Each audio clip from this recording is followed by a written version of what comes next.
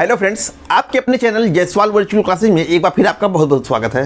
Friends, आज मैं practice set series से एक नए वीडियो के साथ आपके बीच में उपस्थित हुआ हूं और आज की इस वीडियो में फ्रेंड्स हम लोग इस टॉपिक से विभिन्न परीक्षाओं में पूछे गए जो महत्वपूर्ण प्रश्न हैं या इस टॉपिक से जो महत्वपूर्ण क्वेश्चन बन सकते हैं उन क्वेश्चनों को संकलित करके इस वीडियो में रखने का प्रयास किया गया है, जिससे कि जब भी इस वीडियो को देख करके आप परीक्षा में जाएँ तो इस टॉपिक से आपकी कोई भी क्वेश्चन परीक्षा में गलत न होने पाए।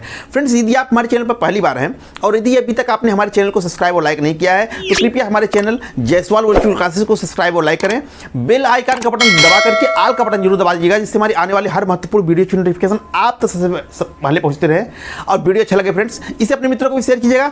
और फ्रेंड्स, यदि आप चाहें तो हमें फेसबुक और टेलीग्राम पर भी जयसवाल वर्चुअल क्लासेज के नाम से फॉलो कर सकते हैं। नीचे डिस्क्रिप्शन में भी उसकी लिंक दी गई है, आप चाहें तो उसको वहां से भी देख सकते हैं। तो फ्रेंड्स, आइए बिना देरी के वीडियो को शुरू करते हैं।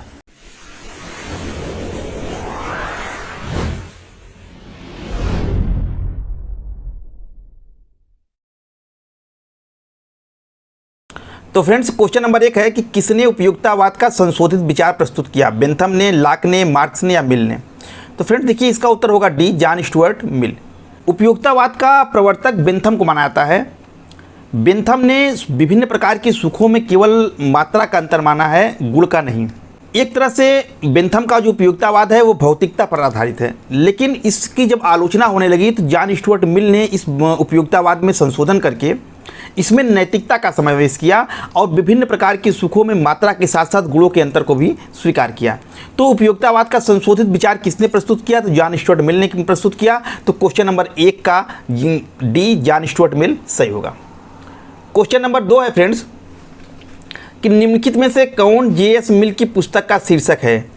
For liberty, essay on liberty, to liberty, theory on liberty? तो देखिए फ्रेंड्स, इसका उत्तर आप समझ गए होंगे, ऐसे ऑन लिबर्टी। जॉन स्टुअर्ट मिल की जो पुस्तक है, जो कि बहुत फेमस पुस्तक है, जिसको कि हम स्वतंत्रता के नाम से भी जानते हैं, ऑन लिबर्टी भी उसको कह देते हैं, लेकिन उसका शुद्ध नाम जो है, जो सही नाम का उसका शीर्षक है वो है ऐसे ऑन लिबर्टी। तो क्वेश्चन नंबर 2 का बी, ऐसे ऑन लिबर्टी सही होगा।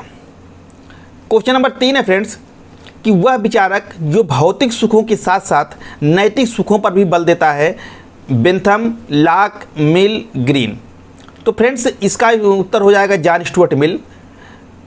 मैंने अभी ऊपर चर्चा किया कि बेंथम भी उपयोगितावादी विचारक था, जो विकल्प दिया है, और उपयोगितावाद का प्रवर्तक इसको माना जाता है, लेकिन इसने जो है अब इसकी जो उपयोगितावाद है वो भौतिकता पर आधारित है। ये भौतिक सुखों को बहुत महत्व देता है, सुखों में केवल मात्रा का अंतर को स्वीकार करता है, उसमें नैतिकता का समावेश नहीं है। लेकिन जॉन स्टुअर्ट मिल ने बेंथम के उपयोगितावाद में संशोधन किया। अब विभिन्न प्रकार के सुखों में जो बेंथम मात्रा के अंतर को केवल स्वीकार करता था, उस मात्रा के साथ साथ इसने गुण के अंतर को भी स्वीकार किया और इस तरह से उपयोगितावाद को एक तरह से नैतिक आधार जो है वो जॉन स्टुअर्ट मिल ने प्रदान किया। तो विभिन्न प्रकार के सुखों में भौतिक सुखों के साथ साथ नैतिक सुखों को भी कौन बल देता है? तो जॉन स्टुअर्ट मिल। जहाँ भी नैतिक सुख की बात आए वहाँ जॉन स्टुअर्ट मिल इसका उत्तर होगा, क्योंकि बेंथम केवल भौतिक सुख की बात करता है, नैतिक सुख की नहीं। तो क्वेश्चन नंबर 3 का सी सही है। क्वेश्चन नंबर 4 है फ्रेंड्स कि जॉन स्टुअर्ट मिल का जन्म हुआ था 20 मई 1832 को लंदन में, 20 जून 1704 ईस्वी को लंदन में, 20 मई 1806 ईस्वी को लंदन में, या 20 जून 1748 ईस्वी को लंदन में? तो फ्रेंड्स इसका उत्तर हो जाएगा सी, 20 मई 1806 ईस्वी को लंदन में। जॉन स्टुअर्ट मिल का जन्म जो है वो 20 मई 1806 ईस्वी को लंदन में हुआ था और ये जेम्स मिल का पुत्र था। तो क्वेश्चन नंबर 4 का सी, 20 मई 1806 लंदन सही होगा। क्वेश्चन नंबर 5 है फ्रेंड्स कि व्यक्ति अपने ऊपर, अपने शरीर व मस्तिष्क पर संप्रभु है, किसने कहा? अथवा इसी क्वेश्चन को व्यक्ति अपने शरीर व मन का स्वामी है, इस तरह से पूछ सकता है। तो इसका उत्तर क्या होगा? बेंथम, लास्की, ग्रीन या जॉन स्टुअर्ट मिल? तो फ्रेंड्स देखिए, इसका उत्तर हो जाएगा डी, जॉन स्टुअर्ट मिल। यहाँ फ्रेंड्स एक ही क्वेश्चन को 2 तरीके से लिखा गया है। व्यक्ति अपने शरीर मस्तिष्क के अपने ऊपर संप्रभु है, या व्यक्ति अपने शरीर व मन का स्वामी है, या इसी को शब्दावली चेंज करके अन्य तरीके से पूछ सकता है। अगर आपका कॉन्सेप्ट क्लियर है, आप इस स्टेटमेंट को समझते हैं तो किसी भी तरह से प्रश्न पूछे आप उसका उत्तर सही करके आएंगे। तो यह स्टेटमेंट किसका है? तो बहुत फेमस स्टेटमेंट है, जॉन स्टुअर्ट मिल का स्टेटमेंट है। और उसने कहा कि व्यक्ति जो है अपने शरीर और मन का स्वामी है, वो जैसा चाहे अपने विषय में अपना डिसीजन ले सकता है, अपने विचार की अभिव्यक्ति कर सकता है, उसके ऊपर किसी भी प्रकार का प्रतिबंध नहीं होना चाहिए। तो उसी बात को इंगित करते हुए मिल का यह स्टेटमेंट है कि व्यक्ति अपने ऊपर, अपने शरीर, अपने मस्तिष्क पर संप्रभु है। तो क्वेश्चन नंबर 5 का डी, जॉन स्टुअर्ट मिल सही होगा। क्वेश्चन नंबर 6 है फ्रेंड्स कि जे.एस. मिल ने अधिकतम व्यक्तियों का अधिकतम सुख सिद्धांत को किस आधार पर प्रतिष्ठित किया? भौतिकता के आधार पर, नैतिकता के आधार पर, दोनों आधार पर, इनमें से कोई नहीं। तो देखिए फ्रेंड्स, जॉन स्टुअर्ट मिल ने जो अधिकतम व्यक्तियों के अधिकतम सुख का सिद्धांत है उसको उसने नैतिकता के आधार पर प्रतिपादित किया। ठीक है, जो बेंथम का उपयोगितावाद था वो भौतिक आधार पर था और इसने भौतिक आधार को चेंज करके उसको नैतिक आधार प्रदान किया। बेंथम विभिन्न सुखों में केवल मात्रा का अंतर स्वीकार करता है, गुण का नहीं, और इसने मात्रा के अंतर के साथ साथ गुण के अंतर को भी स्वीकार किया। तो एक तरह से जॉन स्टुअर्ट मिल ने जो अधिकतम व्यक्तियों के अधिकतम सुख का सिद्धांत है उसको नैतिकता के आधार पर प्रतिष्ठित किया। तो क्वेश्चन नंबर 6 का बी सही है। क्वेश्चन नंबर 7 है फ्रेंड्स कि केवल शिक्षित व्यक्तियों को मताधिकार होना चाहिए, इस विचार का प्रतिपादन किसने किया? लास्की ने, नेहरू ने, मिल ने या वुडरो विल्सन ने? तो फ्रेंड देखिए इसका उत्तर हो जाएगा सी, जॉन स्टुअर्ट मिल। मिल जो है वो सार्वभौमिक मताधिकार के समर्थक नहीं थे। सार्वभौमिक मताधिकार का मतलब होता है कि सभी व्यक्तियों को समान रूप से बिना किसी भेदभाव के वोट देने का अधिकार होना चाहिए, इसे कहते हैं सार्वभौमिक मताधिकार। लेकिन मिल का मानना था कि मत देने का अधिकार सबको नहीं मिलना चाहिए। जो व्यक्ति पढ़ा लिखा हो, शिक्षित हो, जिसको पास संपत्ति हो, ऐसे व्यक्तियों को ही मत देने का अधिकार होना चाहिए। अनपढ़ों को मत देने का अधिकार का समर्थन नहीं करता है। ठीक है, तो वही बात यहाँ लिखा गया, केवल शिक्षित व्यक्तियों को मताधिकार मिलना चाहिए। इस विचार का प्रतिपादन किसने किया? तो मिल ने किया। क्वेश्चन नंबर 7 का सी सही है। तो क्वेश्चन नंबर 8 है फ्रेंड्स, कौन सा विचार जॉन स्टुअर्ट मिल का नहीं है? तो इसमें फ्रेंड्स 4 विकल्प दिए गए हैं, 4 में से 3 विचार जो है जॉन स्टुअर्ट मिल के हैं, एक ही नहीं है। तो आपको जो नहीं है वही बताना है। ठीक है, पहला है कि सुख में केवल मात्रा का ही नहीं गुण का भेद होता है। यह जॉन स्टुअर्ट मिल का स्टेटमेंट है। मैंने अभी ऊपर चर्चा किया कि मिल जो है विभिन्न प्रकार के सुखों में मात्रा के साथ साथ गुण के भेद को भी स्वीकार करता है। दूसरा है व्यक्ति को विचार अभिव्यक्ति की पूरी स्वतंत्रता मिलनी चाहिए। मिल इसका भी समर्थन करता है। मिल का मानना है कि जब इसका स्वतंत्रता संबंधी आप विचार पढ़ेंगे तो मिल ने स्वतंत्रता के उनको 2 प्रकार की स्वतंत्रता की बात कही है।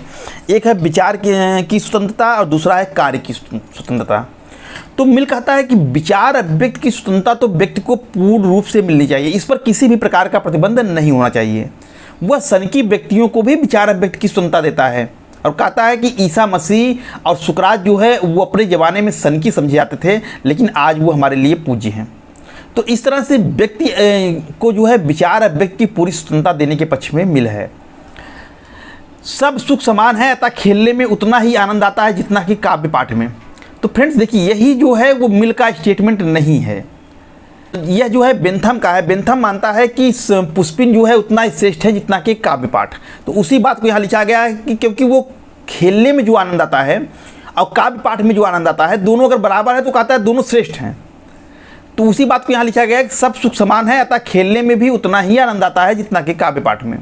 तो यह जो है बेंथम का स्टेटमेंट है, मिल का नहीं। मिल का कहता है कि खेलने में जो आनंद आता है और काव्य पाठ में जो आनंद आता है, उन दोनों आनंदों में काव्य पाठ का आनंद जो है वो श्रेष्ठ होता है। और वो जो है श्रेष्ठता वो नैतिकता का समावेश करता है, मात्रात्मक के साथ साथ गुणात्मक के अंतर को भी स्वीकार करता है। तो ये जो है बेंथम का है, यही जो है मिल का विचार नहीं है। डी है फ्रेंड्स, यदि विद्वान असंतुष्ट है तो भी वह संतुष्ट मूर्ख से कहीं अधिक अच्छा है। तो फ्रेंड्स यह भी जो है वो जॉन स्टुअर्ट मिल का स्टेटमेंट है। इसके विषय में आगे स्टेटमेंट है, उस पर हम लोग चर्चा करेंगे। तो ये तीनों जो है ए बी डी जो है वो जॉन स्टुअर्ट मिल के हैं, सी जो है वो बेंथम का है, यही मिल का नहीं है। तो आपका उत्तर 8 का सी हो जाएगा। आगे बढ़ते हैं फ्रेंड्स। क्वेश्चन नंबर 9 है कि निम्न में से कौन वयस्क मताधिकार का विरोधी था?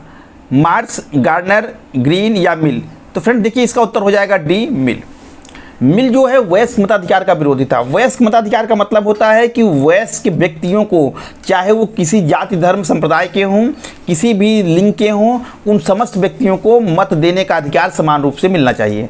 अब वयस्कता की उम्र जो है कि हर देश में अलग अलग है। जैसे भारत में 18 साल के व्यक्तियों को वयस्क माना गया है, तो जो भी व्यक्ति 18 साल का हो जाएगा उन सभी को वोट देने का अधिकार होना चाहिए। इसे कहते हैं वयस्क मताधिकार। लेकिन मिल जो है वयस्क मताधिकार का विरोधी था, क्योंकि वो सभी व्यक्तियों को वोट देने का अधिकार देने के पक्ष में नहीं था। उसका मानना था कि केवल शिक्षित हैं जो व्यक्ति हैं, जिसको कि प्रारंभिक गणित का ज्ञान है, जो कि संपत्तिशाली हैं, ऐसे ही व्यक्तियों को वोट देने का अधिकार होना चाहिए। तो इस तरह से वयस्क मताधिकार का वो विरोध करता है। तो वयस्क मताधिकार का कौन विरोधी था? तो मिल था। तो क्वेश्चन नंबर 9 का डी मिल सही है। क्वेश्चन नंबर 10 है फ्रेंड्स कि जॉन स्टुअर्ट मिल ने किस प्रकार के मतदान का समर्थन किया? एकल मतदान का, बहुल मतदान या गुणात्मक मतदान का, गुप्त मतदान का या उपयुक्त सभी का? तो फ्रेंड्स देखिए, इसका उत्तर हो जाएगा बी, बहुल मतदान या गुणात्मक मतदान का। फ्रेंड्स, बहुल या गुणात्मक मतदान का मतलब होता है कि व्यक्ति को एक से अधिक मत देने का अधिकार होना चाहिए। मिल ऐसा मानता था कि सभी व्यक्तियों के मत का मूल्य जो है वो समान नहीं होगा। अज्ञानी और मूर्ख और उदासीन प्रवृत्ति के व्यक्तियों की तुलना में जो व्यक्ति बुद्धिमान हैं, जो ज़्यादा पढ़े लिखे हैं, शिक्षित हैं, अच्छे गुणों से और उच्च गुणों से संपन्न हैं, ऐसे व्यक्तियों को मताधिकार की अधिक सुविधाएं मिलनी चाहिए, यानी मताधिकार की शक्ति उनके पास ज़्यादा होनी चाहिए। कहने का मतलब कि यदि मूर्ख व्यक्ति जो है या कम पढ़ा लिखा व्यक्ति जो है एक वोट देता है, तो जो ज़्यादा पढ़ा लिखा है, ज़्यादा शिक्षित है, ज़्यादा बुद्धिमान है, उसको एक से अधिक वोट देने का अधिकार होना चाहिए। इसी को कहते हैं बहुल मतदान या इसी को कहते हैं गुणात्मक मतदान, यानी एक से अधिक वोट देने का अधिकार। मिल जो है वो प्रत्येक व्यक्ति को न्यूनतम 1 मत और अधिकतम 5 मत देने का समर्थन करता है। तो मिल जो है किस प्रकार के मतदान का समर्थन करता है? बहुल मतदान या गुणात्मक मतदान। बहुल मतदान का मतलब होता है कि उच्च और शिक्षित व्यक्तियों को एक से अधिक मत देने का अधिकार होना चाहिए। इसी को बहुल मतदान कहते हैं, इसी को गुणात्मक मतदान भी कहते हैं। तो जॉन स्टुअर्ट मिल इसका समर्थक था। तो क्वेश्चन नंबर 10 का बी, बहुल मतदान या गुणात्मक मतदान सही होगा। क्वेश्चन नंबर 11 है फ्रेंड्स कि निम्न में से यह युक्ति किसकी है कि मतों की गणना नहीं की जानी चाहिए बल्कि उन्हें तौला जाना चाहिए? जॉन स्टुअर्ट मिल, गांधी, अंबेडकर या राजेंद्र प्रसाद?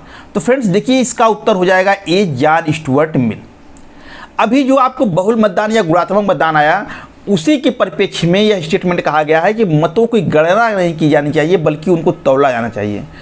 तौलने का मतलब है कि कोई व्यक्ति बुद्धिमान है तो उसके मत का मूल्य ज़्यादा होगा, भारी है उसका मत का मूल्य, की उसकी कीमत जो है ज़्यादा होना चाहिए। और कोई जो है कम पढ़ा लिखा है, मूर्ख है, उदासीन व्यक्ति है, तो ऐसे व्यक्तियों के मतों का जो मूल्य है वह कम होता है। तो उसी बात को लिखा है, यानी कि जो स्टेटमेंट कहा गया है कि मतों की गणना नहीं किया जानी चाहिए बल्कि उनको तौला जाना चाहिए। तौलने का मतलब यही है कि उच्च व्यक्तियों को एक से अधिक मत दिया जाना चाहिए, यानी बहुल मतदान की बात कर रहा है, गुणात्मक मतदान की बात कर रहा है।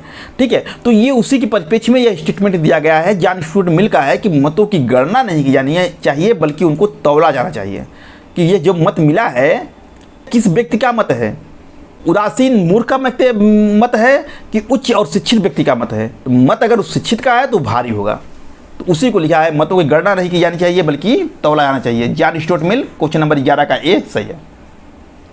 क्वेश्चन नंबर 12 है फ्रेंड्स कि जॉन स्टुअर्ट मिल ने बेंथम की उपयोगितावाद में निम्न में से कौन सा संशोधन नहीं किया? तो अभी आपको बताया गया फ्रेंड्स कि बेंथम के उपयोगितावाद में जॉन स्टुअर्ट मिल ने संशोधन किया था। तो यहाँ दिया है 4 विकल्प दिया है, इसमें से बता रहा है कौन सा संशोधन जो है जॉन स्टुअर्ट मिल ने नहीं किया। तो पहला है कि बेंथम सुखों में केवल मात्रा का अंतर मानता था, जबकि मिल ने मात्रा के साथ साथ गुणों के अंतर को भी स्वीकार करता है। एकदम सही है।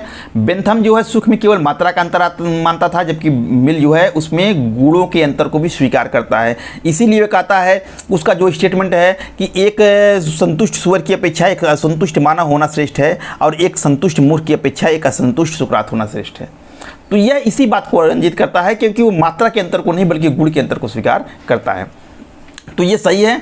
बी है कि बेंथम की उपयोगितावाद मात्र एक भौतिकवादी विचारधारा है, मिल इस भौतिकवादी विचारधारा में नैतिक तत्वों का समावेश करता है। देखिए, ये उसकी सबसे बड़ी चेंजिंग है। बेंथम की जो उपयुक्तावाद है वो भौतिकवादी विचारधारा है, यानी व्यक्ति जो है केवल अपने सुख के बारे में ही सोचता है, दूसरों के बारे में नहीं सोचता है। वो एक सुखवादी प्राणी है जो हमेशा सुख की खोज करता रहता है। लेकिन इसमें जो है उसने नैतिकता का समावेश किया मिल ने, और कहा कि जो व्यक्ति है वो केवल अपने बारे में ही नहीं सोचता है, वो दूसरों के सुखों के बारे में भी सोचता है। उसने विभिन्न प्रकार के सुखों में जो है केवल मात्रा के अंतर को ही स्वीकार नहीं किया, बल्कि उसमें जो है गुणों के अंतर को भी स्वीकार करते हुए यह बताया कि जो उच्च और श्रेष्ठ लोग होते हैं, जो योग्य और अनुभवी व्यक्ति होते हैं, वो निम्न सुखों की अपेक्षा जो है उच्च सुखों का अनुसरण करते हैं, उसको प्राप्त करने का प्रयास करते हैं। तो इस तरह से बेंथम का उपयुक्तावाद एक भौतिकवादी मात्र विचारधारा है, जबकि मिल ने इसमें नैतिक तत्वों का समावेश किया। यह जो है स्टेटमेंट सही है। बेंथम उपयोगिता और स्वतंत्रता में स्वतंत्रता को साध्य मानता है, जबकि मिल उपयोगिता को। देखिए यही गलत लिखा गया है यहाँ पर। आप जब बेंथम के विचार को पढ़ोगे, बेंथम की स्वतंत्रता संबंधी धारणा को पढ़ोगे, तो बेंथम उपयोगिता और स्वतंत्रता में वो स्वतंत्रता को ज़्यादा महत्व नहीं देता है, बल्कि उपयोगिता को ज़्यादा महत्व देता है। वो सुख को ज़्यादा महत्व देता है कि यदि सुख जो है व्यक्ति को मिलना चाहिए, भले ही उसकी स्वतंत्रता कम हो जाए। यानी कि उपयोगिता और स्वतंत्रता की तुलना में वह उपयोगिता को साध्य मानता है, स्वतंत्रता को केवल एक साधन मानता है।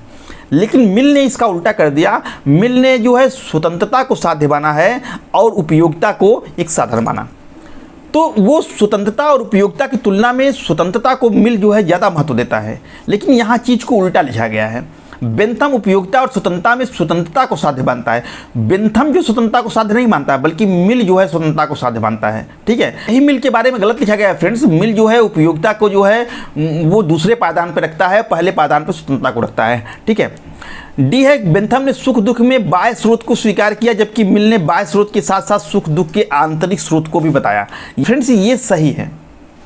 बेंथम ने सुख दुख के केवल बाह्य स्रोतों को बताया था। बेंथम ने जो स्रोत बताए थे वो प्राकृतिक, राजनीतिक, धार्मिक, लौकिक और नैतिक सुख, ये जो थे यही 5 स्रोत उन्होंने चर्चा की थी बेंथम ने, जो सुख दुख के स्रोत थे। लेकिन इस 5 स्रोतों के अलावा मिल ने जो है कर्तव्य भावना को भी सुख दुख का स्रोत बताया। कर्तव्य भावना व्यक्ति की आंतरिक भावना है, वो अंतर्मन की बात होती है, इसलिए ये आंतरिक स्रोत में आएगा, ये बाह्य स्रोत में नहीं आएगा। तो मिल ने बाह्य स्रोत के साथ साथ आंतरिक स्रोत को भी स्वीकार किया, ये सही है। तो फ्रेंड्स इसमें से ए, बी, डी सही है, सी ही गलत है। तो इस तरह से आपका उत्तर हो जाएगा क्वेश्चन नंबर 12 का सी सही होगा। क्वेश्चन नंबर 13 है फ्रेंड्स कि किसने कहा था कि व्यक्ति के स्व संबंधी कार्यों में राज्य को हस्तक्षेप नहीं करना चाहिए।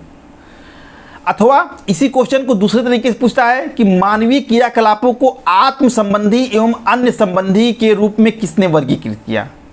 या इसी को इस तरह से पूछता है कि यह किसने कहा कि राज्य केवल पर विषयक क्रियाओं में हस्तक्षेप कर सकता है। अब देखिए फ्रेंड्स, तीनों जो है एक ही चीज़ से रिलेटेड है। केवल आपका क्वेश्चन का कॉन्सेप्ट यदि क्लियर रहेगा तो इस तीनों क्वेश्चन को आप आसानी से कर सकते हैं। देखिए इसका उत्तर क्या होगा, पहले हम आपको उत्तर पर चर्चा कर लेते हैं। विकल्प पे विकल्प है लाक है, रूसो है, मिल है, ग्रीन है। तो फ्रेंड्स देखिए इसका उत्तर हो जाएगा जॉन स्टुअर्ट मिल।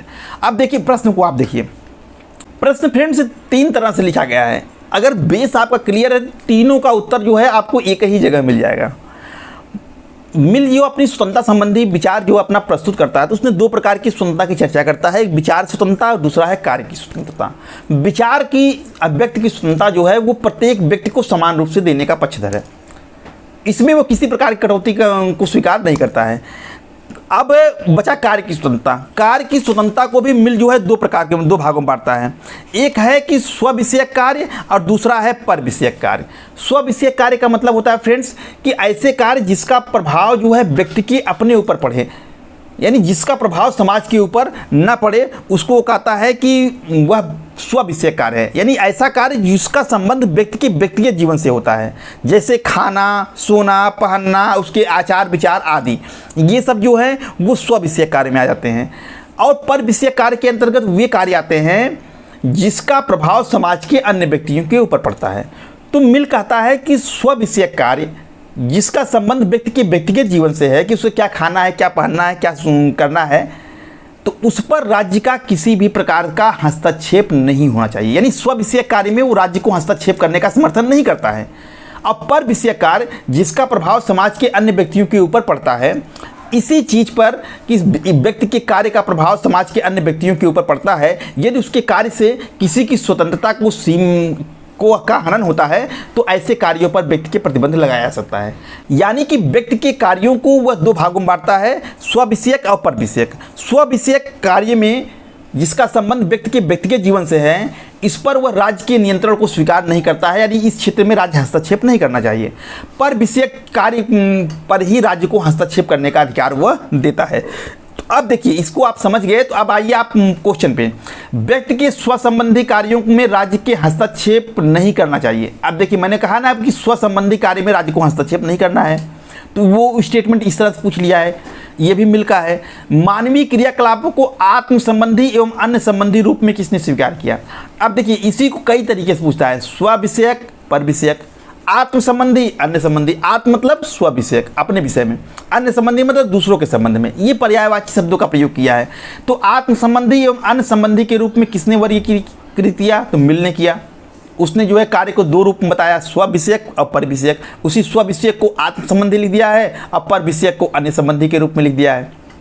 और तीसरा है, इसी क्वेश्चन को तीसरे तरीके से घुमा दिया कि यह किसने कहा कि राज्य केवल पर विषयक क्रियाओं में हस्तक्षेप कर सकता है। ऊपर कह रहा है कि स्व विषयक क्षेत्र में हस्तक्षेप नहीं कर सकता, किसने कहा, मिल ने कहा। पर विषयक में हस्तक्षेप कर सकता है, यह किसने कहा, मिल ने कहा। किसने जो है स्व विषयक और पर विषयक के रूप में क्रियाकलापों को वर्गीकृत किया, मिलने किया। तो तीनों क्वेश्चन एक ही है, एक ही जगह से उठाया है, केवल क्वेश्चन को घुमा दिया है। आपका कॉन्सेप्ट क्लियर है तो आपका उत्तर एकदम सही होगा। तो क्वेश्चन नंबर 13 का मिल सही है। क्वेश्चन नंबर 14 है फ्रेंड्स कि जॉन स्टुअर्ट मिल ने निम्नांकित में से किसके लिए प्रसिद्ध है। यानी जेएस मिल किसके लिए प्रसिद्ध हैं, वैज्ञानिक समाजवाद के लिए, विचार अभिव्यक्ति की स्वतंत्रता के लिए, लोक कल्याणकारी राज्य के लिए, सामान्य इच्छा के लिए। तो फ्रेंड देखिए, मिल का नाम जो सबसे ज़्यादा फेमस है वो है विचार अभिव्यक्ति की स्वतंत्रता के लिए। वह जो है व्यक्ति को विचार अभिव्यक्ति की स्वतंत्रता जो है वो निर्बाध रूप से देना चाहता है, उस पर किसी भी प्रकार का प्रतिबंध नहीं लगाना चाहता है। क्योंकि मिल का मानना है कि व्यक्ति को चाहे सनकी हो और चाहे सामान्य हो, सबको सामान्य रूप से विचार अभिव्यक्ति की स्वतंत्रता मिलनी चाहिए। क्योंकि जिसको आज हम सनकी समझ रहे हैं, हो सकता है कि उसके विचार जो है हमारे विचारों से अधिक श्रेष्ठ हो सकते हैं। तो उसने एग्जाम्पल दिया कि ईसा मसीह और सुकरात जो है वो अपने ज़माने में सनकी समझाते थे, लेकिन उनके विचार जो है उनके जाने के बाद आज वो हमारे लिए पूज्य है, उनके विचारों का हम अनुसरण करते हैं। तो इसीलिए वो विचार अभिव्यक्ति की स्वतंत्रता सबको समान रूप से देना चाहता है। वैज्ञानिक समाजवाद के साथ जो है कार्ल मार्क्स का नाम जुड़ा है, सामान्य इच्छा के साथ रूसो का नाम जुड़ा है, लोक कल्याणकारी राज्य के साथ लास्की और ग्रीन का नाम जुड़ा है। तो लेकिन जो प्रश्न पूछा है कि जॉन स्टुअर्ट मिल किसके लिए प्रसिद्ध है, तो वो विचार अभिव्यक्ति की स्वतंत्रता के लिए प्रसिद्ध है। तो क्वेश्चन नंबर 14 का भी सही है। क्वेश्चन नंबर 15 फ्रेंड्स कि कौन व्यक्तिवादी विचारक गुण सापेक्ष समाजवाद का अधिवक्ता है, बेंथम, ग्रीन, मार्क्स, मिल। तो फ्रेंड्स देखिए, इसका उत्तर हो जाएगा मिल। मिल जो है विभिन्न प्रकार के सुखों में जो है मात्रा के साथ साथ गुण के अंतर को भी स्वीकार करता है। उसी बात को यहाँ लिखा है कि गुण सापेक्ष समाजवाद का अधिवक्ता कौन है। क्वेश्चन को थोड़ा सा घुमा दिया है। गुण सापेक्ष समाजवाद का मतलब है यही होता है कि किसने जो है सुखों में मात्रा के साथ साथ गुण के अंतर को स्वीकार किया, तो वो मिल था। तो गुण सापेक्ष समाजवाद का अधिवक्ता जो है मिल है। क्वेश्चन नंबर 15 का डी सही है। क्वेश्चन नंबर 16 है फ्रेंड्स, किस विचारक ने बेंथम और मिल के अंतर करते हुए लिखा कि बेंथम का उपयोगितावाद का सिद्धांत भेड़ियों की समाज में स्वार्थ को महत्व देता है और संतों के समाज में साधुता को। मिल का यह संकल्प था कि चाहे कोई भी समाज हो, उसमें उपयोगिता की कसौटी साधुता ही होनी चाहिए। इसका उत्तर होगा कि ए सेबाइन, मैक्सी, कार्लाइल या गैटेल। तो फ्रेंड देखिए, यह स्टेटमेंट जो दिया गया है वो बी मैक्सी का है। मैक्सी ने फ्रेंड्स दोनों के अंतर को स्वीकार करते हुए, यानी बेंथम और मिल के उपयोगितावाद में क्या अंतर है उसको बहुत ही सुंदर शब्दों में उसने उसका वर्णन किया। उसने लिखा कि बेंथम का जो उपयोगितावाद है वो स्वार्थ को बढ़ावा देता है। यानी अगर हम भेड़ियों के समाज में बैठे हैं तो हम स्वार्थ की बात करें, संत के समाज में बैठे हैं तो साधुता की बात करें। तो इस तरह से जो है वो बेंथम का विचारधारा है। लेकिन मिल का विचारधारा ये है कि समाज कोई भी हो, चाहे भेड़ियों का हो और चाहे साधुओं का हो, उसमें जो है उपयोगिता की कसौटी साधुता ही होनी चाहिए। साधुता मतलब एक तरह से श्रेष्ठता, साधुता मतलब एक तरह से नैतिकता। ये जो है भौतिकता को महत्व देता है बेंथम। स्वार्थ जो है भौतिकता का प्रतीक है और साधुता जो है वो नैतिकता का प्रतीक है। तो वो कहता है कि हम जिस प्रकार के समाज में रहें हम उसी अनुसार व्यवहार करें। हम भेड़ियों के समाज में हैं तो स्वार्थ वाली बात करें, और साधुता के साधुओं के साथ बैठे हुए हैं तो साधुता की बात करें। लेकिन मिल कहता है कि हम समाज कोई भी हो लेकिन वहाँ पर साधुता ही कसौटी होनी चाहिए उपयोगिता की। यानी इस भेड़ियों के समाज में भी सज्जनता की बात होनी चाहिए और साधुओं के समाज में भी सज्जनता की बात होनी चाहिए, क्योंकि सज्जनता जो है हर समाज के लिए उपयोगी है। तो फ्रेंड्स मैक्सी जो है इस स्टेटमेंट के माध्यम से यही बताना चाहता है कि बेंथम जो है का उपयोगितावाद जो है वो भौतिकता पर आधारित है और मिल का जो उपयोगितावाद है वो नैतिकता पर आधारित है। तो उसी बात को उसने लिखा है कि बेंथम का उपयोगितावाद का सिद्धांत भेड़ियों के समाज में स्वार्थ को महत्व देता है और संतों के समाज में साधुता को, लेकिन मिल का संकल्प है कि समाज कोई भी हो उपयोगिता की कसौटी साधुता ही होनी चाहिए। तो क्वेश्चन नंबर 16 का बी मैक्सी सही होगा। क्वेश्चन नंबर 17 है फ्रेंड्स, निम्नलिखित में से व्यक्तिगत स्वतंत्रता का प्रबल समर्थक कौन है अथवा किस विचारक की गणना स्वतंत्रता के महानतम पुजारियों के रूप में की जाती है? बेंथम, हाब्स, मिल या ग्रीन? तो फ्रेंड्स देखिए इसका उत्तर हो जाएगा मिल। मिल की गणना जो है स्वतंत्रता के महानतम पुजारियों के रूप में की जाती है। इसकी पुस्तक का नाम ही आप समझिए कि ऐसे जान लिबर्टी, स्वतंत्रता इसकी पुस्तक का ही नाम है। और इसने जो है व्यक्तिगत स्वतंत्रता यानी कि व्यक्ति को विचार अभिव्यक्ति की स्वतंत्रता हो चाहे स्व विषय कार्य के क्षेत्र में स्वतंत्रता हो, इस क्षेत्र में वो व्यक्ति के पूर्ण स्वतंत्रता का पक्षधर है। इसीलिए इसको जो है व्यक्तिगत स्वतंत्रता का प्रबल समर्थक कहा जाता है। इसकी गणना स्वतंत्रता के महान पुजारियों में की जाती है। दोनों क्वेश्चन एक है, पूछने का तरीका अलग है। तो उत्तर जो है जॉन स्टुअर्ट मिल होगा। क्वेश्चन नंबर 17 का सी सही होगा। क्वेश्चन नंबर 18 है फ्रेंड्स कि निम्न में से कौन सी पुस्तक जॉन स्टुअर्ट मिल की नहीं है? Principal of political economy, Das Kapital, thought on parliamentary reforms, subjection of women. तो फ्रेंड देखिए इसमें से प्रिंसिपल ऑफ पॉलिटिकल इकोनॉमी ये भी मिल की बहुत फेमस पुस्तक है। थॉट्स ऑन पार्लियामेंट्री रिफॉर्म ये भी उसकी पुस्तक है, और सब्जेक्शन ऑफ वुमेन ये भी उसकी पुस्तक है। दास कैपिटल जो है यही उसकी पुस्तक नहीं है, ये कार्ल मार्क्स की पुस्तक है। तो क्वेश्चन नंबर 18 का बी सही होगा। क्वेश्चन नंबर 19 है फ्रेंड्स कि राज्य द्वारा कार्यों को करने से व्यक्ति की आत्मनिर्भरता नष्ट होती है, उसकी उत्तरदायित्व की प्रवृत्ति जो है दुर्बल होती है तथा उसके चरित्र को कुंठित कर देती है। यह किसने कहा? बेंथम ने, लाक ने, ग्रीन ने या जॉन स्टुअर्ट मिल ने? तो फ्रेंड देखिए यह है स्टेटमेंट जो है वो जॉन स्टुअर्ट मिल है। मिल जो है व्यक्ति को उस क्षेत्र में स्वतंत्रता का पक्षधर है और उसी परिप्रेक्ष्य में यह स्टेटमेंट लिखा गया है कि राज्य द्वारा कार्यों को करने से व्यक्ति की आत्मनिर्भरता नष्ट होती है, उसकी उत्तरदायित्व की प्रवृत्ति दुर्बल होती है और उसके चरित्र को कुंठित कर देती है। तो 19 का डी जॉन स्टुअर्ट मिल सही होगा। यह स्टेटमेंट जॉन स्टुअर्ट मिल का है। क्वेश्चन नंबर 20 है फ्रेंड्स कि जॉन स्टुअर्ट मिल निम्नांकित में से किसका समर्थन नहीं करता है? बहुसदस्यीय निर्वाचन क्षेत्र का, सार्वभौमिक वरिष्ठ मताधिकार का, आनुपातिक प्रतिनिधित्व प्रणाली का, मतदाता के लिए शैक्षणिक योग्यताएं का। तो फ्रेंड्स इसका उत्तर हो जाएगा बी, सार्वभौमिक वरिष्ठ मताधिकार। अभी ऊपर चर्चा हुआ कि मिल जो है वो सार्वभौमिक वयस्क मताधिकार का समर्थक नहीं है। सार्वभौमिक वयस्क मताधिकार का मैंने बताया कि सभी व्यक्तियों को, वयस्क व्यक्तियों को समान रूप से बिना किसी भेदभाव के वोट देने का अधिकार को हम सार्वभौमिक वयस्क मताधिकार कहते हैं। तो मिल इसका समर्थन नहीं करता है क्योंकि वो सभी को वोट देने के पक्ष में नहीं है। वह केवल पढ़े लिखे शिक्षित लोगों को, संपत्तिशाली लोगों को ही वोट देने का अधिकार का समर्थन करता है। तो सार्वभौमिक वयस्क मताधिकार का समर्थन मिल नहीं करता है। इसके अलावा जो तीनों दिए गए हैं इसका समर्थन वो करता है। तो क्वेश्चन नंबर 20 का बी सही है। क्वेश्चन नंबर 21 है फ्रेंड्स, किसने इस विचार का उपहास किया था कि पुष्पिन उतना ही अच्छा है जितना कि कविता पाठ? हाब्स ने, जॉन स्टुअर्ट मिल ने, बेंथम ने या ऑस्टिन ने? तो फ्रेंड देखिए इसका उत्तर हो जाएगा जॉन स्टुअर्ट मिल। यह जो स्टेटमेंट दिया गया है ये बेंथम का स्टेटमेंट है। बेंथम कहता है कि यदि सुखों की मात्रा समान हो तो पुष्पिन भी उतना ही अच्छा है जितना कि कविता पाठ। लेकिन मिल जो है इसका विरोध करता है, मिलकर इसका उपहास उड़ाता है। वो कहता है कि ये खेल से प्राप्त होने वाला सुख जो है वो कविता पाठ से होने वाला सुख की इतना कैसे अच्छा हो सकता है? कविता पाठ जो है वो उच्च सुख है, ये उच्च श्रेणी का सुख है, अब खेल से प्राप्त होने वाला सुख को वो निम्न श्रेणी में रखता है। वह कहता है कि कविता से प्राप्त होने वाला जो सुख है वो पुष्पिन से प्राप्त होने वाले सुख से जो है उच्च और श्रेष्ठ है। और जो विवेकशील व्यक्ति होते हैं, बुद्धिमान व्यक्ति होते हैं, वो उच्च सुखों का अनुसरण करते हैं, उच्च सुखों को प्राप्त करने का प्रयास करते हैं, निम्न सुखों का नहीं। तो उसने जो है, मिल ने जो है बेंथम के इस कथन का जो है उपहास किया और इसमें संशोधन भी किया, उसने इसमें नैतिकता का समावेश किया। तो क्वेश्चन नंबर 21 का बी, जॉन स्टुअर्ट मिल सही होगा। क्वेश्चन नंबर 22 है फ्रेंड्स कि जॉन स्टुअर्ट मिल ने स्वतंत्रता के लिए सबसे बड़ा खतरा किसे बतलाया? सरकार को, बहुमत समाज को, विरोधी दल को, अल्पमत को। तो फ्रेंड्स देखिए, इसका उत्तर हो जाएगा बी, बहुमत समाज। फ्रेंड्स, मिल का मानना है कि स्वतंत्रता का सबसे ज़्यादा हनन जो है वो राज्य या सरकार नहीं करते बल्कि बहुमत समाज करता है। इसलिए वह बहुमत समाज से भी व्यक्ति की स्वतंत्रता की रक्षा करने का प्रयास करता है। और इस संबंध में उसका एक स्टेटमेंट बहुत फेमस है। उसने लिखा है कि यह हानिकारक है जबकि शासन जो है इसका प्रयोग जनमत के विरुद्ध करता है, और उस समय इससे भी अधिक हानिकारक है जबकि इसका प्रयोग जनमत के अनुकूल किया जाता है। यदि एक व्यक्ति को छोड़कर संपूर्ण मानवता एक ही विचार की हो तो भी मानवता को इस एक व्यक्ति को मौन रखने का इससे अधिक अधिकार नहीं हो सकता जितना कि उस एक व्यक्ति को, यदि उसके पास शक्ति होती तो संपूर्ण मानवता को मौन रखने का अधिकार हो सकता है।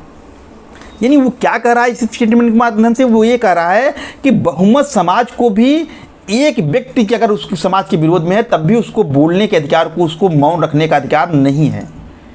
उसी तरह से नहीं है जिस तरह से अगर एक व्यक्ति के पास शक्ति होती तो वो बहुमत समाज की आवाज़ को नहीं दबा सकता, उसी प्रकार बहुमत समाज के पास यदि शक्ति है तो वह एक व्यक्ति की आवाज़ को नहीं दबा सकता है। तो इसलिए स्वतंत्रता के लिए सबसे बड़ा खतरा किसको मानता था? बहुमत समाज को मानता था। तो क्वेश्चन नंबर 22 का भी सही है।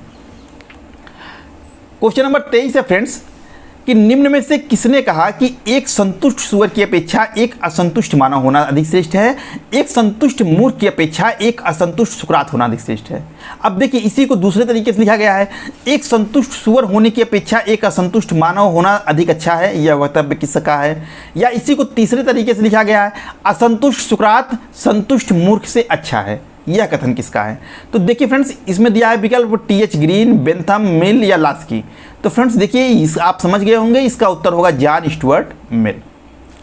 मिल का फ्रेंड्स मानना है, और ये बहुत फेमस स्टेटमेंट है, कि एक संतुष्ट सूअर की अपेक्षा असंतुष्ट मानव होना श्रेष्ठ है। जैसा कि बेंथम बता रहे थे कि अगर सुखों की मात्रा समान हो तो दोनों चीज़ जो है, पुष्पिन और कविता, दोनों जो है श्रेष्ठ हैं। लेकिन मिल कहता है कि नहीं, ऐसा नहीं है। एक संतुष्ट सूअर जो है वो मैला खाता है और संतुष्ट रहता है, लेकिन आदमी भले असंतुष्ट रहे लेकिन वो उससे श्रेष्ठ है क्योंकि वो गंदगी तो नहीं खाता है। यानी वो अच्छे चीज़ भले ही ना पाए, भूखा रह जाए, लेकिन वो मैला खाना पसंद नहीं करता है। यानी कि वो क्या कहना चाह रहा है? वो ये कहना चाह रहा है कि जो बुद्धिमान व्यक्ति होते हैं वो भले ही असंतुष्ट हों लेकिन वो संतुष्ट से श्रेष्ठ हैं क्योंकि वो उच्च सुख की कामना करते हैं। वो अच्छी चीज़ खाना पसंद करते हैं, गंदगी चीज़ खाना पसंद नहीं करते हैं, भले ही वह असंतुष्ट रहें। सूअर संतुष्ट है लेकिन उसका जो जिस चीज़ को खा करके वो संतुष्ट है वह श्रेष्ठ हम उसको नहीं कर सकते हैं। तो उसी बात को उसने लिखा कि एक संतुष्ट सूअर होने की अपेक्षा एक असंतुष्ट मानव होना अच्छा है, क्योंकि वो जान रहा है कि ये अच्छा नहीं है, ये गंदगी है, अच्छा नहीं है। और जो बुद्धिमान व्यक्ति होते हैं वो श्रेष्ठ सुखों का अनुसरण करते हैं। आगे उसी चीज़ को वह लिखता है कि एक संतुष्ट सूअर की अपेक्षा एक असंतुष्ट मानव होना अच्छा है, और एक संतुष्ट मूर्ख की अपेक्षा एक संतुष्ट सुकरात होना अच्छा है। अगर मूर्ख संतुष्ट है क्योंकि उसको ज्ञान तो है नहीं, वो कुछ जानता होता है नहीं, क्या हो रहा है क्या नहीं हो रहा है उससे मतलब नहीं है, वो अपने में केवल मस्त है, संतुष्ट है। वो कहता है इससे बढ़िया है कि एक असंतुष्ट सुकरात जो है अपने समय का बहुत बड़ा ज्ञानी था। वो जो है समाज में जो विसंगतियाँ देखता था उस पर प्रश्न उठाता था। वो जब तक उसका उत्तर नहीं मिलता था वो परेशान रहा था। तो कहता है कि वो बुद्धिमान व्यक्ति है, वो असंतुष्ट है लेकिन उस मूर्ख से अच्छा है। और वो आगे कहता है कि यदि मूर्ख और सूअर जो है दूसरा मत रखते हैं इसलिए क्योंकि केवल वो अपने पक्ष को जानते हैं, जबकि दूसरा पक्ष मानव और सुकरात जो है वो दोनों पक्ष को जानता है और दोनों प्रकार के सुखों को जानता है। वो कहता है कि अगर मनुष्य जो है असंतुष्ट है, सुकरात असंतुष्ट है, इसलिए है कि वो दोनों पक्षों को देख रहा है। सुअर केवल एक पक्ष को देख रहा है, मूर्ख केवल एक पक्ष को देख रहा है, उसी को श्रेष्ठ मान रहा है। लेकिन जो बुद्धिमान व्यक्ति है, जो मनुष्य है, जो सुकरात है, वो दोनों पक्षों को देख रहा है और दोनों पक्षों में से वो गलत चीज़ को यानी निम्न सुखों को छोड़ करके श्रेष्ठ सुखों का अनुसरण करने का लिए प्रयासरत है, इसीलिए वो असंतुष्ट है। तो यह जो है वो जॉन स्टुअर्ट मिल का बहुत फेमस स्टेटमेंट है। इसको कई तरीके से पूछ सकता है, मैंने आपको बता दिया। तो क्वेश्चन नंबर 23 का सी सही होगा। क्वेश्चन नंबर 24 है फ्रेंड्स कि अपनी पुस्तक प्रतिनिधिमूलक सरकार पर विचार में जे.एस. मिल ने प्रतिपादित किया है। क्या किया है? ये इसकी पुस्तक का नाम है प्रतिनिधिमूलक सरकार पर विचार। इसको अंग्रेजी में कहते हैं कंसिडरेशन ऑफ रिप्रेजेंटेटिव गवर्नमेंट्स। तो इस पुस्तक में उसने जो है प्रतिनिधित्वात्मक सरकार के बारे में, प्रतिनिधित्वात्मक शासन के बारे में बताया है। प्रश्न यह पूछ रहा है कि इस पुस्तक में वह किस चीज़ का प्रतिपादन करता है। मताधिकार केवल उनको दिया जाना चाहिए जो पढ़ लिख सकते हैं, उन्हें प्रारंभिक गणित का ज्ञान हो, ये सही है, इसको ये मानता है। मतदान जो है वो गुप्त मतपत्र द्वारा नहीं होना चाहिए। ध्यान दीजिएगा फ्रेंड्स, बेंथम जो है गुप्त मत प्रणाली का समर्थक था, जबकि मिल जो है वो खुले मतदान प्रणाली का समर्थन है। यानी कि मत को छिपा कर न दिया जाए बल्कि खुले में सबको दिखा कर दिया जाना चाहिए। इसका यानी गुप्त मतदान मतपत्र द्वारा जो है मतदान का ये समर्थक नहीं था, ये सही है। ये खुले मतदान प्रणाली का समर्थक था। उच्च शिक्षा प्राप्त व्यक्तियों को एक से अधिक मत देने का अधिकार होना चाहिए। अभी ऊपर चर्चा हुई, वो बहुल मतदान या गुणात्मक मतदान का समर्थन करता है। और वो गुणात्मक मतदान या बहुल मतदान यही है कि उच्च शिक्षा प्राप्त व्यक्तियों को एक से अधिक मत देने का अधिकार होना चाहिए। तो ये तीनों जो है वो जॉन स्टुअर्ट मिल के विचार हैं, जिसको किसने अपनी पुस्तक प्रतिनिधिमूलक सरकार पर विचार में दिया है। तो इसमें से उत्तर क्या हो जाएगा? उपयुक्त तीनों सही हैं। तो विकल्प आपका डी सही हो जाएगा। तो क्वेश्चन नंबर 24 का डी सही है। क्वेश्चन नंबर 25 है फ्रेंड्स, यह कथन किसका है कि समाज के विरुद्ध अधिकार परस्पर विरोधी अधिकार अभिव्यक्त हैं। मैकाइवर का, मिल का, बेंथम का या लास्की का? तो फ्रेंड्स देखिए इसका उत्तर हो जाएगा बी, जॉन स्टुअर्ट मिल। यह जॉन स्टुअर्ट मिल का स्टेटमेंट है फ्रेंड्स कि समाज के विरुद्ध यदि हमको अधिकार मिल जाएगा तो ये विरोधी अधिकार मिल जाएगा, क्योंकि हम भी समाज के एक अंग हैं। तो समाज के विरुद्ध अधिकार जो है वो परस्पर विरोधी अभिव्यक्ति हैं। यह कथन जो है मिल का है। क्वेश्चन नंबर 25 का बी सही है।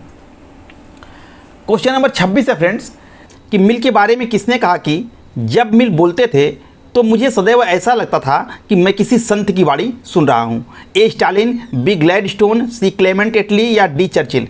तो फ्रेंड्स इसका उत्तर होगा बी ग्लैडस्टोन। तो फ्रेंड्स जॉन स्टुअर्ट मिल जो है 1865 ईस्वी में ब्रिटिश संसद के सदस्य निर्वाचित हुए थे। उस समय ग्लैडस्टोन जो है वहाँ के प्रधानमंत्री थे। तो जब ये सदन में जॉन स्टुअर्ट मिल का भाषण होता था तो ग्लैडस्टोन उसको बड़ी ध्यान सुनते थे। उनको लगता था कि जैसे कोई संत बोल रहा है। उसी परिप्रेक्ष्य में ग्लैडस्टोन का जो यह स्टेटमेंट दिया गया है कि जब मिल बोलते थे तो मुझे ऐसा सदैव लगता था कि मैं किसी संत की वाणी सुन रहा हूँ। यह जो है ग्लैडस्टोन का स्टेटमेंट है, मिल के बारे में दिया गया है। या इसी क्वेश्चन को दूसरे तरीके से पूछ सकता है कि किसके बारे में ग्लैडस्टोन ने लिखा कि जब वो बोलते थे तो मुझे लगता था कि मैं किसी संत की वाणी सुन रहा हूँ। तो उत्तर वहाँ पर जॉन स्टुअर्ट मिल हो जाएगा। और इसी को जब इस तरह से पूछेगा तो उत्तर ग्लैडस्टोन हो जाएगा। तो क्वेश्चन नंबर 26 का भी ग्लैडस्टोन सही होगा। क्वेश्चन नंबर 27 है फ्रेंड्स कि प्रतिबंध के रूप में एक बुराई है। यह कथन किसका है? लाक का है, मिल का है, ग्रीन का है या मार्क्स का है? तो फ्रेंड्स देखिए इसका उत्तर हो जाएगा जॉन स्टुअर्ट मिल। मिल जो है वो किसी व्यक्ति के ऊपर, उसके विचार व्यक्ति के ऊपर, उसके स्व संबंधी कार्य के ऊपर किसी भी प्रकार का प्रतिबंध लगाने के पक्ष में नहीं है। वो प्रतिबंध को एक बुराई मानते हैं। उसी परिप्रेक्ष्य में मिल का यह स्टेटमेंट है कि प्रतिबंध जो है वो प्रतिबंध के रूप में एक बुराई है। तो यह स्टेटमेंट है फ्रेंड्स, इसको देख लीजिएगा, जॉन स्टुअर्ट मिल का है। क्वेश्चन नंबर 27 का भी सही है। क्वेश्चन नंबर 28 है फ्रेंड्स कि जॉन स्टुअर्ट मिल के बारे में निम्न में से कौन सा कथन सत्य नहीं है? इसमें 4 दिया गया है, एक ही सत्य नहीं है, बाकी सब सत्य है। पहला है कि मिल की स्वतंत्रता संबंधी धारणा नकारात्मक है। बिल्कुल सही है। मिल की जो स्वतंत्रता संबंधी धारणा है वो नकारात्मक है। नकारात्मक धारणा का मतलब है कि राज्य को व्यक्ति के इन कार्यों पर नियंत्रण नहीं रखना चाहिए। जैसे वो कहता है कि व्यक्ति को जो है बोलने की पूरी आज़ादी है, व्यक्ति के इस कार्य पर जो है राज्य जो है किसी प्रकार का नियंत्रण नहीं रखेगा। इसके बाद व्यक्ति के कार्यों को भी वह 2 भागों में बांटता है, स्व संबंधी और पर संबंधी। स्व संबंधी कार्य के ऊपर भी वह राज्य के किसी भी प्रकार का नियंत्रण को स्वीकार नहीं करता है। तो इस तरह से मिल जो है वो स्वतंत्रता के संबंध में नकारात्मक धारणा को प्रस्तुत करता है। तो मिल जो है वो स्वतंत्रता के संबंध में नकारात्मक धारणा को प्रस्तुत करता है, ये सही है। मिल एक सकारात्मक उदारवादी है, ये भी सही है। ये ध्यान रखिएगा कि वह स्वतंत्रता के संबंध में नकारात्मक धारणा देता है, लेकिन उदारवादी जो है सकारात्मक है। नकारात्मक उदारवादी जो होते हैं वो राज्य के कार्यों को जो है एकदम सीमित रखना चाहते हैं, वो व्यक्ति के किसी भी कार्य में राज्य के हस्तक्षेप को स्वीकार नहीं करते हैं। लेकिन जो सकारात्मक उदारवादी हैं वो जनहित के लिए जो है व्यक्ति के कार्यों में भी राज्य के हस्तक्षेप को स्वीकार करते हैं। तो मिल जो है वो उदारवादी परंपरा का पहला ऐसा विचारक था जिसने आर्थिक क्षेत्र में राज्य के हस्तक्षेप को स्वीकार किया। तो इस तरह से वो सकारात्मक उदारवादी बन जाता है। तो मिल जो है वो सकारात्मक उदारवादी है, सही है। उसकी स्वतंत्रता संबंधी धारणा नकारात्मक है, ये भी सही है। मिल अल्पसंख्यकों की रक्षा हेतु एकल संक्रमणीय निर्वाचन प्रणाली का समर्थन करता है, ये भी सही है। मिल जो है वो अल्पसंख्यकों की रक्षा के लिए, अल्पसंख्यक उसको कहते हैं जो जिनकी संख्या राज्य में कम होती है, ऐसे व्यक्तियों के हितों की रक्षा के लिए भी मिल चिंतित था। इसीलिए उसने जो है एकल संक्रमणीय निर्वाचन प्रणाली का समर्थन किया। एकल संक्रमणीय निर्वाचन प्रणाली क्या होता है फ्रेंड्स, इस पर हम लोग आगे जब वीडियो बनेगा तो उस पर चर्चा करेंगे। लेकिन इतना जानिए कि जिनकी संख्या समाज में थोड़े हैं ऐसे व्यक्तियों को भी अपना प्रतिनिधि चुनने के लिए कि वह भी अपने हितों के लिए अपना प्रतिनिधि भेज सके, उसके लिए जो है एकल संक्रमणीय जो प्रणाली होती है ये बहुत ही बेस्ट होती है। तो मिल जो है इसका समर्थन करते हैं, ये सही है। डी है मिल स्वतंत्रता का वैज्ञानिक आधार पर समर्थन करते हैं, यही गलत है। मिल स्वतंत्रता का वैज्ञानिक आधार पर नहीं बल्कि नैतिक आधार पर समर्थन करते हैं। स्वतंत्रता का वैज्ञानिक आधार पर हर्बर्ट स्पेंसर समर्थन करते हैं, न कि मिल। मिल ने स्वतंत्रता का जो है नैतिक आधार पर समर्थन किया है। तो 28 का ए बी सी सही है, डी ही गलत है। तो क्वेश्चन नंबर 28 का डी सही होगा। क्वेश्चन नंबर 29 है फ्रेंड्स कि किस विचारक को खोखली स्वतंत्रता तथा अमूर्त व्यक्तिवाद का संदेश वाहक कहा जाता है, लॉक को, जॉन स्टुअर्ट मिल को, रूसो को या बेंथम को। तो फ्रेंड्स इसका उत्तर होगा जॉन स्टुअर्ट मिल। मिल को खोखली स्वतंत्रता तथा अमूर्त व्यक्तिवाद का संदेश वाहक इसलिए कहा जाता है फ्रेंड्स क्योंकि वह स्वतंत्रता प्राप्त करने के उपाय को नहीं बताता है और ना ही किसी भी प्रकार के व्यक्ति के लिए अधिकारों की कोई व्यवस्था करता है। इसलिए जो है मिल की स्वतंत्रता को एक खोखली स्वतंत्रता कहा जाता है, इसको अमूर्त व्यक्तिवाद का संदेश वाहक कहा जाता है। तो क्वेश्चन नंबर 29 का बी जॉन स्टुअर्ट मिल सही होगा। क्वेश्चन नंबर 30 है फ्रेंड्स कि किसने कहा कि मिल खोखली स्वतंत्रता का वाहक तथा अमूर्त व्यक्तिवाद का प्रवर्तक था। अब देखिए फ्रेंड्स ऊपर जो पूछा है कि यह किसके बारे में कहा गया है, कौन जो है खोखली स्वतंत्रता का वाहक और अमूर्त व्यक्तिवाद का प्रवर्तक है, तो वो मिल के बारे में है। अब इसी स्टेटमेंट को किसने कहा है दूसरे तरीके से पूछ लिया है। तो किसने कहा है इसको, बेंथम, लास्की, ग्रीन, बार्कर में। तो फ्रेंड्स इसका उत्तर हो जाएगा डी बार्कर। बार्कर ने जो ऊपर स्टेटमेंट दिया गया है वो बार्कर का है। इसी स्टेटमेंट को दो तरीके से पूछता है कि यह स्टेटमेंट किसने कहा, इसको पूछता है, और यह स्टेटमेंट किसके बारे में कहा गया है, इसको पूछता है। ठीक है, तो बार्कर ने जो है यह स्टेटमेंट लिखा कि मिल जो है खोखली स्वतंत्रता का वाहक और अमूर्त व्यक्तिवाद का प्रवर्तक था। तो क्वेश्चन नंबर 30 का डी बार्कर सही होगा। क्वेश्चन नंबर 31 है फ्रेंड्स कि राज्य का मूल्य वही है जो इसमें रहने वाले व्यक्तियों का मूल्य है। यह कथन है मिल का, ग्रीन का, मैकाइवर का या बेंथम का। तो फ्रेंड्स देखिए इसका उत्तर हो जाएगा ए मिल। मिल मानते थे कि राज्य का मूल्य वही है जो इसमें रहने वाले व्यक्तियों का मूल्य है, क्योंकि व्यक्ति से मिलकर के राज्य बना हुआ है, तो जैसा व्यक्ति रहेगा वैसा राज्य हो जाएगा। तो राज्य का मूल्य वही है जो इसमें रहने वाले व्यक्तियों का मूल्य है। यह स्टेटमेंट जो है मिल का है। क्वेश्चन नंबर 31 का ए मिल सही होगा। क्वेश्चन नंबर 32 है फ्रेंड्स कि जे.एस. मिल ने अपनी प्रसिद्ध रचना ऑन लिबर्टी किसको समर्पित की, ग्लैडस्टोन को, हैरियट टेलर को, बेंथम को, जेम्स मिल को। तो फ्रेंड्स देखिए इसका उत्तर हो जाएगा B Harriet Taylor. Harriet Taylor जो है फ्रेंड्स वो जॉन स्टुअर्ट मिल की पत्नी थी और वो उनको बहुत प्यार करते थे और उन्होंने अपनी जो प्रसिद्ध रचना थी ऑन लिबर्टी जो है वो इन्हीं को समर्पित किया उन्होंने।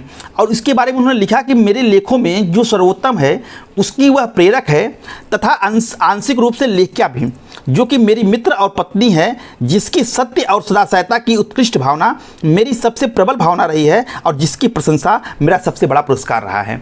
तो यह मिल का स्टेटमेंट था हैरियट टेलर के बारे में और अपनी रचना को उन्होंने इसी अपनी पत्नी को ही समर्पित किया। तो क्वेश्चन नंबर 32 का बी हैरियट टेलर सही होगा। क्वेश्चन नंबर 33 है फ्रेंड्स कि 10 सनकी व्यक्तियों में से 9 निरर्थक बुद्धू हो सकते हैं, किंतु 10वां व्यक्ति मानव जाति के लिए इतना लाभदायक हो सकता है जितने अनेक साधारण व्यक्ति मिलकर भी नहीं हो सकते। यह कथन संबंधित है मैक्सी से, सेबाइन से, हीगल से या मिल से। तो फ्रेंड्स देखिए इसका उत्तर हो जाएगा डी जॉन स्टुअर्ट मिल। फ्रेंड्स मैंने ऊपर बताया अभी आपको कि जॉन स्टुअर्ट मिल जो है व्यक्ति को विचार अभिव्यक्ति की स्वतंत्रता जो है निर्बाध रूप से देना चाहते हैं, मतलब उसमें किसी प्रकार की रुकावट को स्वीकार करने के पक्षधर नहीं है। वह सनकी व्यक्तियों को भी विचार अभिव्यक्ति की स्वतंत्रता देने के पक्षधर हैं। उनका कहना है कि हम 10 सन की व्यक्तियों के विचार को सुनेंगे तो उसमें 9 की बात जो है बेकार हो सकती है, लेकिन हो सकता है कि उसमें एक आध व्यक्ति ऐसा निकल जाए जो कि मानव जाति के लिए उसके विचार जो है बहुत लाभदायक हो जाए। जैसा कि उन्होंने एग्जाम्पल भी दिया कि सुकरात जो है ईसा मसीह अपने समय के सन की माने जाते थे, लेकिन आज वो हमारे लिए पूज्य हैं, उनके विचारों का हम अनुकरण करते हैं। तो उसी परिप्रेक्ष्य में उनका स्टेटमेंट है कि 10 सन की व्यक्तियों में से 9 निरर्थक बुद्धू हो सकते हैं, किंतु 10वां व्यक्ति मानव जाति के लिए इतना लाभदायक हो सकता है जितने कि अनेक साधारण व्यक्ति मिलकर भी नहीं हो सकते हैं। तो यह स्टेटमेंट जो है जॉन स्टुअर्ट मिल का है। क्वेश्चन नंबर 33 का डी सही है। क्वेश्चन नंबर 34 है फ्रेंड्स कि मिल ने अपनी किस रचना में स्वतंत्रता संबंधी विचार दिए? Consideration on representative government, on liberty, utilitarianism, principle of political economy. तो फ्रेंड्स देखिए इसका उत्तर आप समझ गए होंगे, इसका उत्तर होगा ऑन लिबर्टी। फ्रेंड्स देखिए इसके साथ साथ इसका डेट भी दे दिया गया है कि ये कब प्रकाशित हुआ था। 1859 में ऑन लिबर्टी प्रकाशन हुआ था। इस डेट को बहुत इंपॉर्टेंट है, इसको आप याद कर लीजिएगा।